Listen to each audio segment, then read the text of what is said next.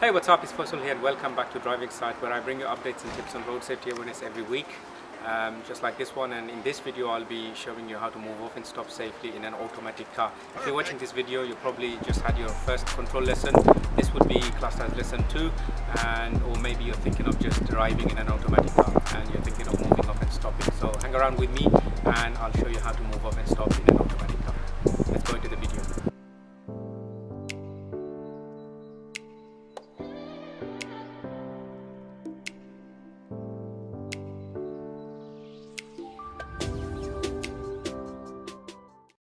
So welcome back and thank you for joining me again. Basically, you would have had your control lesson already, and this would become your lesson 2, how to move off and stop safely.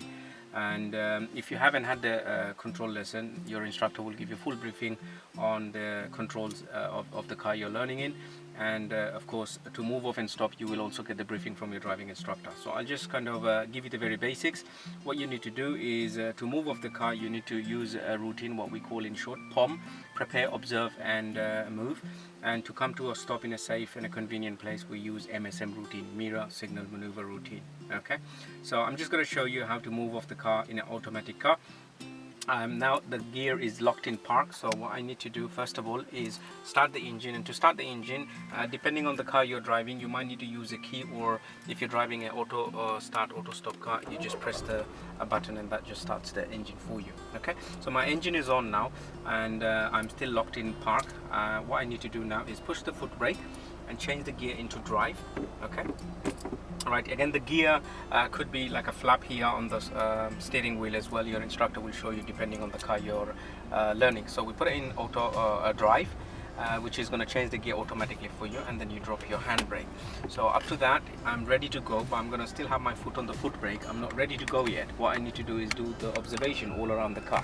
So the first thing I need to do is just check on the pavement on the left hand side, just to make sure there's no pedestrian or anything like that. I'll check the exterior mirror on the left hand side. I'll look ahead on the pavement. See, as you can see, there's some pedestrian crossing, and I'll check behind, and also check the right exterior mirror and look over my shoulder, which is the blind spot check. It's very important you do that, and then you need to indicate. Now with the indication, it's basically when it's necessary you give the signal if it's going to benefit, including pedestrians and cyclists as well. But if you're not sure, I would recommend at the beginning just give it anyway. Okay, now that we're going to move off in a straight line, so we don't need to steer as much, because we've got lots of space in front of us. If it was a tight space with a parked car or something in front of you, then you need more steering. So I'm going to recommend nice and early, when you're learning to drive at the beginning, just get open space, and your instructor will give you plenty of space when you're moving off and stopping. Okay, later on you'll be doing tight space and ankle starts. Okay, so I'm ready now. My indicator is on. I'm ready to go.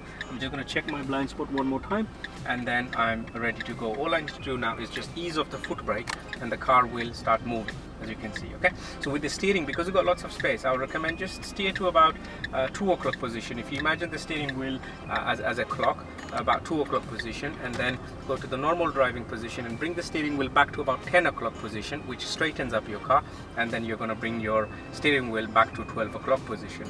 And of course, the normal driving position, you need to stay about a meter away from the parked cars. If we want to go any faster, then all you need to do is just accelerate a little bit more, just a little bit more gas, and the car will start pick up the speed. So we're not going to go really fast here. What we're going to do is come to a stop again. So to come to a stop, what you need to do is find a safe and a convenient place. I found one on the left hand side. The first thing I need to do is check my interior mirror, followed by the left mirror. I can see there's a motorbike coming behind me, and I need to indicate.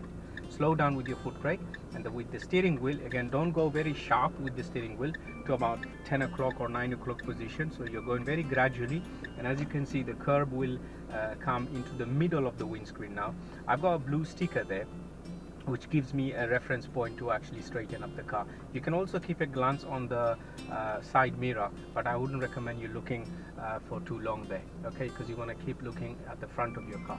Now what I can see now is my blue sticker, which is the center of the windscreen. Again, it depends with your instructor. They will give you a reference point in the car you're learning. I've straightened up my wheels now, okay, and I'm parallel to the curb. All I need to do now, make sure you still have your foot on the foot brake. Take the gear lever back to park, so it locks the gear, and then put the handbrake up and secure the car. Okay, now you can release the foot brake, because you're not engaged in any gear. That's it. So again, I would say use the reference points at the beginning. Your instructor will give you something that you can use. You can get the glances from the side window, but most importantly, you want to look what's happening in front of you. Okay, and that's it. That's how you move off and stop in an automatic car.